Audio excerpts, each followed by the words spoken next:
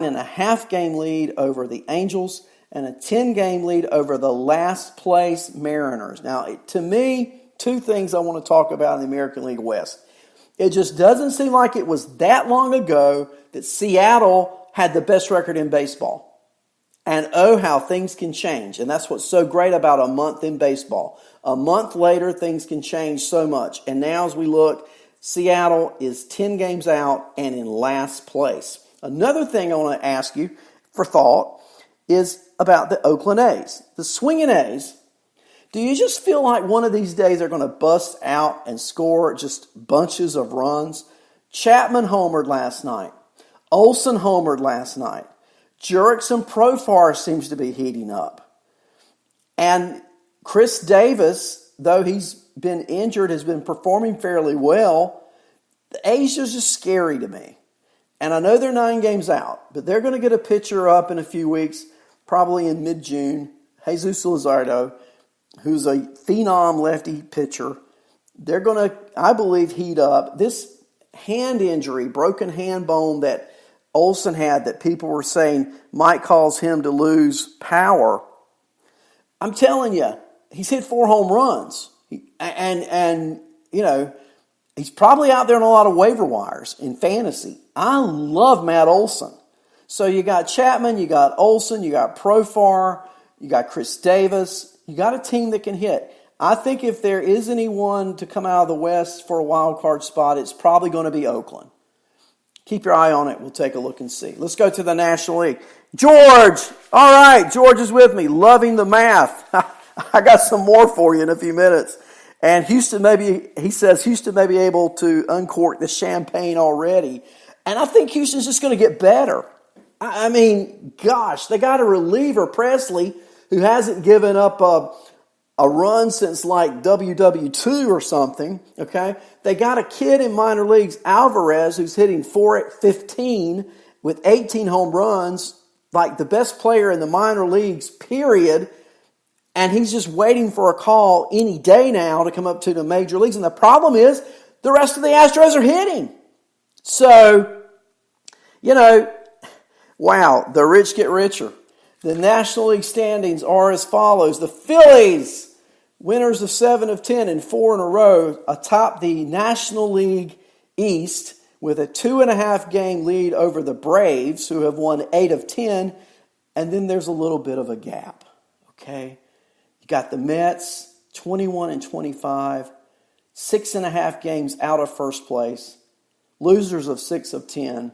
You got the Nationals, 19 and 28, 9 games out of first place, losers of 6 of 10, and then Miami, 13.5 out. Would you have ever thought, I don't know, maybe you would have, but I'll pose it anyway, on May 21st, that Washington would be closer in the standings to Miami than they are to second place Atlanta? Do the Nationals become sellers? Do they? And the question now raised by Royals 29, Tucker may be ahead of Alvarez again. You know, talk to me, Royals 29. I think that you could see both of these guys getting caught up at the same time potentially. Sounds crazy, I know. But should there be an injury, you know, you give one to play outfield and one to DH or something like crazy like that. They're both having just incredible seasons. I think Tucker and Alvarez are ads in any league. And let's then see what happens, right? Royals says yes. Let's go on with the standings. In the Central, again, I'm just perplexed by Washington, closer in the standings to last place than they are to second place. Wow. And Marisnik is playing out of his mind. Marisnik really is. And I'm just thinking, you know, Marisnik and White, these guys, they know their jobs are on the line. They know they are. They know Alvarez is hitting over 400. They know that Tucker is heating up. And if Kyle Tucker and Alvarez come up, that means Marisnik and others, Tyler White, so on, lose playing time. It's not going unnoticed. And last night they had White, Kemp, and Marisnik 7, 8, 9 in the order, and that was the 7, 8, 9 that carried the Astros to a win last night. So they know the pressure is on, and wow, what about the way they're performing? And you're right, you can't spell Marisnick without Maris. Marisnick. Marisnick. So we'll keep our eye on that Houston situation. In the National League Central, the Cubs, even though they lost in dramatic fashion last night to the Phillies, they still lead the division by one game. And again, this remains the tightest division in the National League. The Cubs are 27-18, playing .600 baseball, 5-5 over their last 10. Milwaukee 28-21, one game out, 5-5 over their last 10. The Pirates, they just don't go away. They've won 3 in a row. They're playing the Rockies at home tonight. Chris Archer's getting a start. It'll be interesting to see how he performs tonight. His last start, he stunk it up. I'm telling you, he just was not good, and he's got to do better than the performance he gave last time out against Colorado. Pittsburgh, though, 2.5 out. They've won 7 of 10 and 3 in a row, and they stand at 24-20. The Cardinals, I talked about the Mariners earlier, how it doesn't seem that long ago that the Mariners were in first place in the American League West. Well, it doesn't seem that long ago that the Cardinals had the best record in the National League and were leading the Central. And now they're in fourth place. They've lost 7 out of 10, and they're 4 games out. And the Reds, they remain 7 games out. Not just treading water, really. They've won 6 of their last 10. In the National League West, the Dodgers are 31-17, the best record in the National League. They're 7-3 over the last 10, and they have a 6-game lead now over Arizona, who are 25-23. They have a 7-game lead over the Padres, who are 24-24, a 9.5-game lead over the Rockies at 20-25, and a 10-game lead over the Giants at 20-26. So that's a look at the standings, and we'll just now move on to some more top performers. How about that? Last night, we talked about a few games. There was a pitching duel in the desert between Luke Weaver and Paddock of San Diego. The final score was San Diego 2, Arizona 1. San Diego, Franmil Reyes hit a home run off Luke Weaver for the 2 runs. But listen to these pitching lines, okay? Paddock, 6 innings pitched, 0 walks, 7 strikeouts. Luke Weaver, 6 innings pitched, 4 hits, 2 earned runs, 7 strikeouts. These guys are must own. Now, my question is going to be in fantasy, and help me out with this. Do you think Paddock is going to get shut down because of an innings thing? I think he will. And when he's out pitching, he's pitching 6-7 innings almost every start. My concern as a fantasy owner, if you're an owner of Paddock, listen up good. Are you ready? This is important. Okay, Paddock is going to get shut down later this season.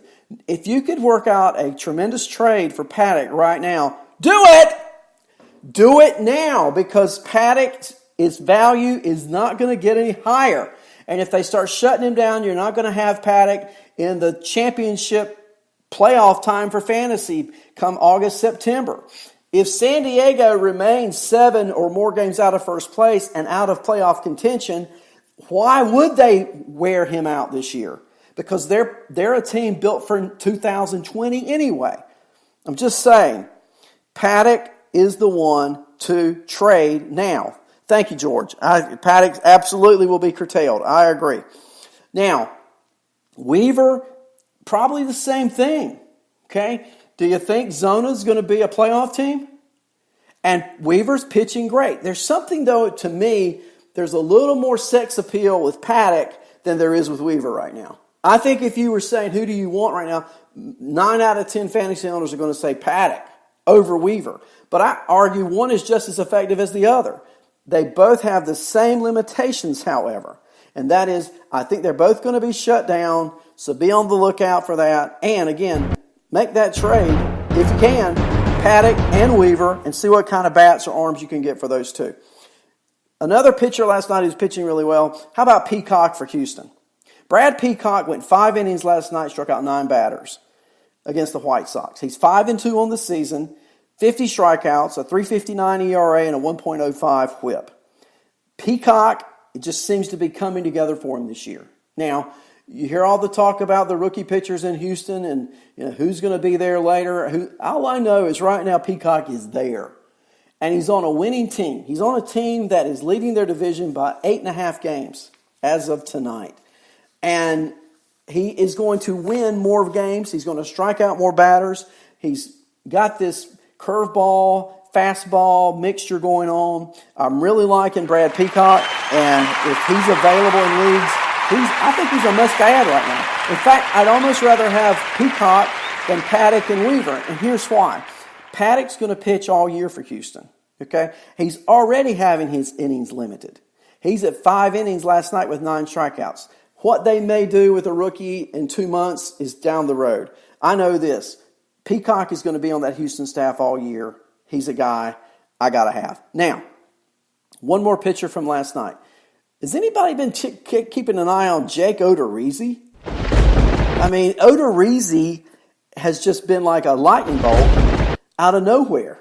Yeah, a lightning bolt out of nowhere, I'm telling you. He's 6-2, 52 strikeouts, a 2.38 ERA, and a 1.06 whip. Last night, 5 innings pitched, 3 hits, and 6 strikeouts. Do you want him? I don't. I want to trade Jake Odorizzi now. If I have him and I'm an owner of Jake Odorizzi, I want to trade him now.